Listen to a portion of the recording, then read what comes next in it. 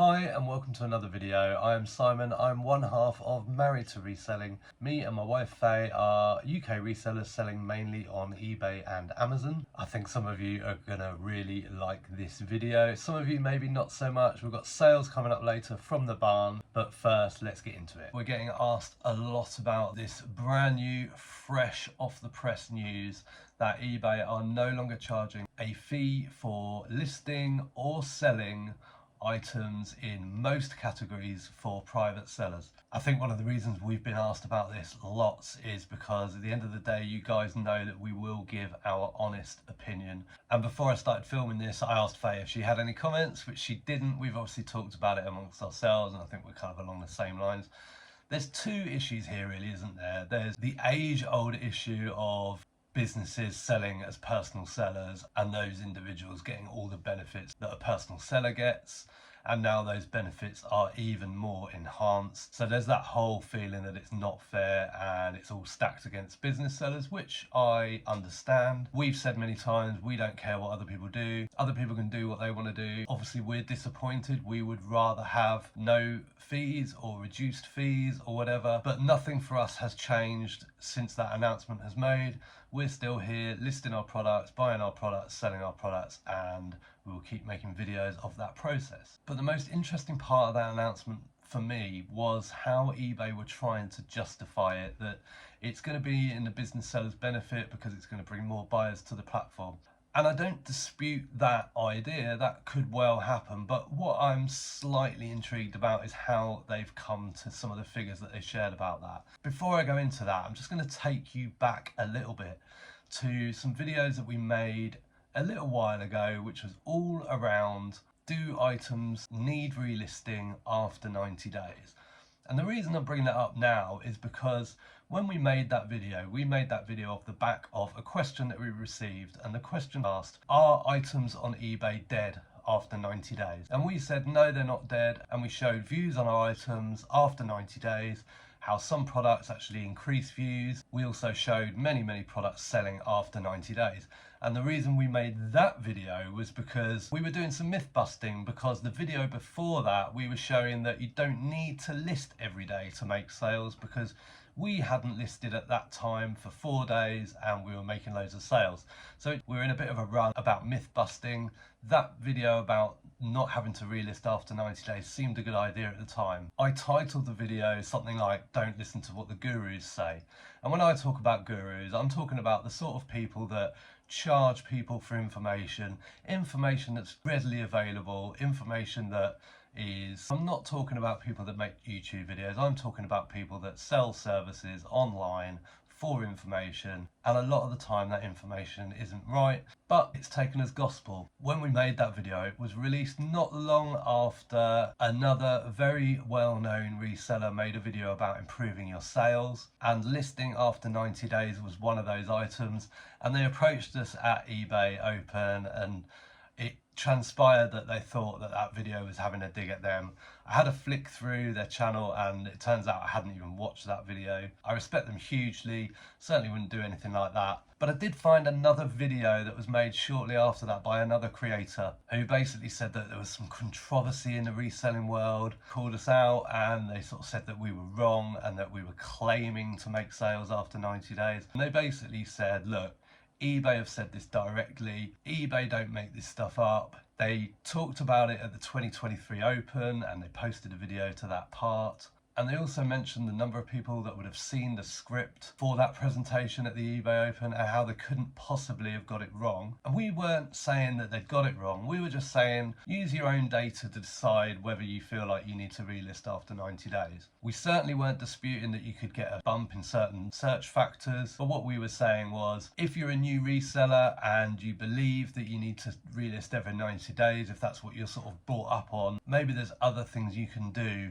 before having to relist. Because when people talk about ending and selling similar, and that's what I mean when I say relist, they always say, you know, optimize, reduce your price. And I say, just optimize and reduce your price and see how you do from there. Because if you're selling similar and optimizing and reducing the price, How do you know what it is that's bought the sale? So there's a reason that I'm talking about this, and it does relate to the recent fee announcement on eBay, and it relates to the data that eBay have given to try to justify the reason that they've done this. And that's around eBay's claim that hundreds of thousands of new buyers popped up on the platform as a result of getting lots of new sellers, that those new sellers turned into buyers, and they bought twice as much, and they bought 80% of it from business sellers. I'm very dubious about when eBay gives numbers or information. I don't believe that it's been calculated in a particularly scientific way, and I'll show you why. But first, I just want to show you why I don't think that you should take everything that eBay say as gospel. You can say, why would they lie? They work for eBay.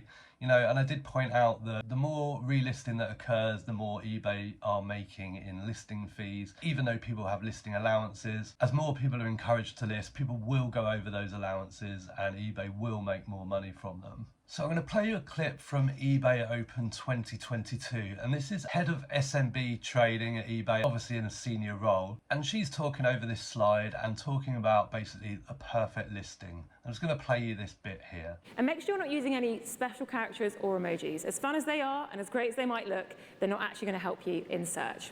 And please don't use exclamation marks, caps or abbreviations. Make sure all the information is as clear as possible for the buyer and for search. So that was in 2022. Now look at 2023. This is her presentation talking about a perfect listing, and it was apparently the listing of somebody that was in that room. As the image of an excellent listing goes by on screen, by following this guidance, you can ensure that your listings are optimized and competitive and that they'll continue to drive sales over time. Did you see it?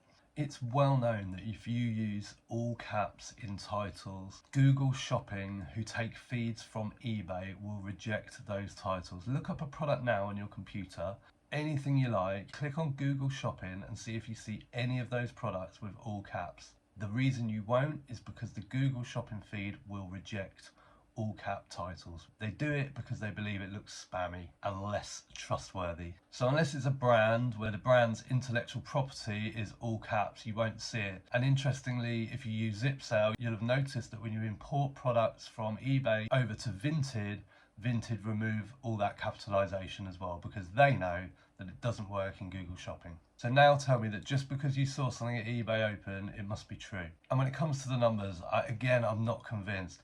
This is 2022, again it's head of SMB trading at eBay, talking about the sales uplift from doing a relist. So not a sell similar at this point, this is a relist. So once you relist that item, you'll benefit from the item now being new to search, and it will give more information to delight the buyer, and hopefully they'll click onto the product and purchase that item. And from our experience, this can boost listing impression and visibility in search by 32%. And then this is 2023. On average, relisting improved listings can increase can make a 14% increase in impressions. So it's really worthwhile doing that job. And then this is 2024. If you find that some of your items have gone stagnant, you should delist, optimize, and relist. And as you can see up large on the screen, if you're able to take these steps, this can drive a 14% increase in impressions, which is views of your product. Now, I'm sorry, but it cannot be that there was no difference between the data gathered for the 2023 eBay Roadshow and the 2024 eBay Roadshow. The percentage cannot have stayed the same. To me, that's been plucked out of the air, or it's not been properly researched and they've just carried it over. And I think this is why it's important that we make our own minds up, that we look at our own data. This was the whole point of our video about the 90-day conversation. We weren't saying this or that, we were saying think for yourself. Regarding the fees, I would just have liked to have seen eBay maybe share the love a little bit, like maybe they could have picked some categories, you know, 90% of the categories that they picked for the private sellers, but maybe thrown a couple in for the business sellers, because there's going to be businesses out there that don't use marketplaces, that maybe just use their own website, or maybe they've not ventured onto marketplaces because they're worried about the costs. So why not try to encourage some more businesses onto those platforms? I don't see what they'd have to lose, and they could have picked a category where maybe they thought there was lots of competition or less competition, however they wanted to flip it, and maybe just shared it around a little bit more between the private sellers and the business sellers.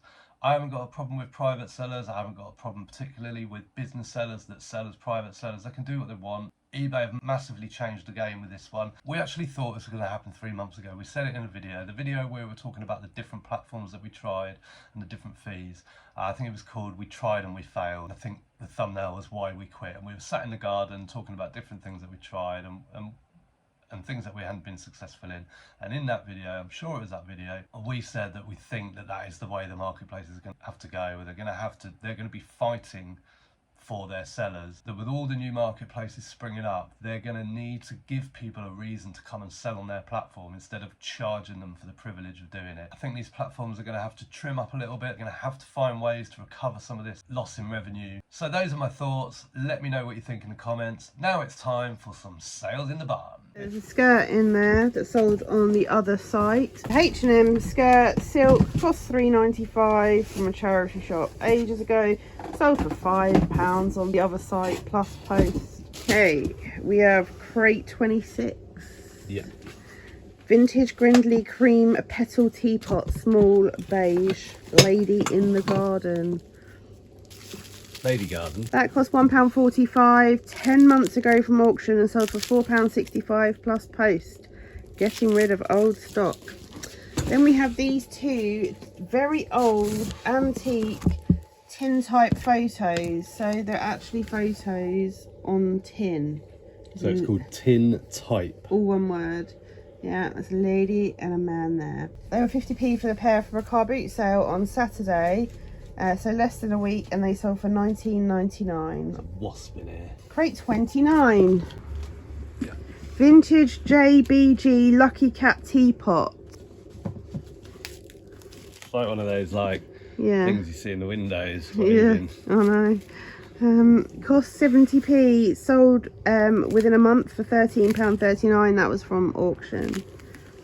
Crate 21. Vintage cheese plate set in a box. Sold for £14.82 within 2 months. They cost 28p. Then we've got crate 28. Vintage Chinese prunus ginger jar. 2 of them. There we go, on top of each other.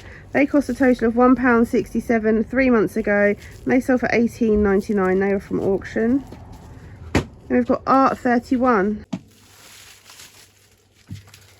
There we go. It's a fine art print, William Yeames. And When Did You Last See Your Father is the title of the piece of art. There we go. That cost £2.49. I think it might be from a charity shop at that price. Sold for £17.50 plus post within a month. Crate 19. Yeah. Vintage cut glass, clear glasses. Highball, long water cocktails, tall, 4 of them. That'd be them. Yeah, they cost 28p 10 months ago from auction, and they sold for £5.99 plus post. Home. Yeah, something big, I'm hoping. Kids drinks bottle, pink, smash gold glitter, 350ml. It's not big. It's not helped.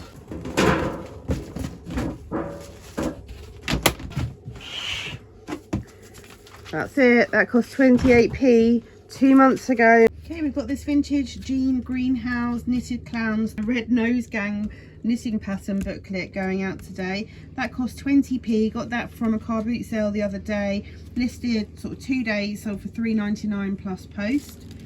Then we've got the Making of Harry Potter Warner Brothers Studio Tour mug, Marauders map. That cost 70p from auction a month ago and sold for £12.72. Then we've got these, well, hey, vintage ladies legs, hang on, nutcrackers. They're a bit stiff, she must be a bit arthritic. They cost £2.85 4 months ago and sold for £19.99. And we then have this vintage doll's house rocking chair made completely from clothes pegs. They've been taken apart, the metal bits have been taken off, and they've been glued together and painted. That cost 70p from auction a month ago and sold for £6.25 plus post. And then we have this vintage Habitat Jardin de France casserole dish with lid. That cost 70p from auction a month ago and sold for £12. Okay, we just had this vintage faux pearl bracelet stack, 4 of them. That's going out. That was actually mine. I was clearing through some old sort of costume jewellery from back in the day, and they sold for £3.30 plus post. Then we've got this vintage Grimwade's pie funnel. This has already sold once and been returned because it wasn't quite what they wanted or something. The wrong size or something. Yeah, it cost 70p, sold for £9.99 plus post. That was from auction, and that sold within a month. And then this vintage lead crystal glass bowl cost 36p, has been listed 8 months and sold for £20 and 74p. We've got this vintage Wooden Sons Ewan bread and butter plate going out today. That cost 74p 4 months ago and sold for £6 plus post. That was from auction. Then we've got these vintage Wedgwood dinner plates, 4 of them, sort of Greek key pattern. I couldn't find them anywhere, the actual name of the pattern for sure, so I had to just put Greek key because that's the style around the edge. They cost 81p for those 4, and we've had those 10 months, and we're letting them go for £4.65 plus post. Yeah, we've got lots more as well. Yeah, we have. This vintage wooden African figure, ebony wood figurine of a lady carrying a small child, that cost 61p, and that was from auction 5 months ago and sold for £17.62 plus post. This is a vintage Marks and Spencer St Michael toothbrush and toothpaste holder made of ceramic. It cost 28p about 3.5 months ago and sold for £9.99 plus post. We've also got these antique and vintage stoneware bottles, ginger beer, ink, ale, sort of brewery bottles going out. They were listed less than a week. We paid about £1.50 for them. I haven't worked out the cost price yet exactly. They're going to America via GSP, and they sold for £26.99 plus post. And what was interesting is we had 2 messages, didn't we? Oh, I'm on camera. Hello. We had 2 messages on these bottles pretty much within kind of a few hours of listing them. The first person said, "Hi, I'm desperately looking for other Bedfordshire ginger beer bottles if you come across any more. I have this one already." Thank you for letting us know. So if you find any Bedfordshire ginger beer bottles, get them listed on eBay because Paul's looking for them. And then someone else messaged saying, "Got hundreds of these, common as." Yeah, I think they'd had an offer sent to them. I don't know why they felt the need to tell us that there's loads of them and that they're common. But you know, bear in mind that even common things where there's lots of competition sell, I think, in the breakables category as well. You know, not everyone ships abroad. These are going abroad, so we sold them abroad. Also promoted listings, you know, they bought it via our ad, so it might suggest that they were shown it in an ad and just thought that's exactly what I need without shopping around. Who knows? But yeah, a bit of a strange message, kind of no need for it, and they sold for, what did you say, like 30 quid? £26.99 plus post. So yeah. I think after all fees, ad fees and everything, it works out as 20 quid we get. Before post, so it'd be about 60. Just sold these vintage copper urn vases ×2. They cost 70p from a big job lot at auction and sold for £24.08, and they sold in less than a month. We really appreciate you staying till the end of the video. If you did make it this far, please hit the thumbs up on the video, and we shall see you in the next one. Bye for now.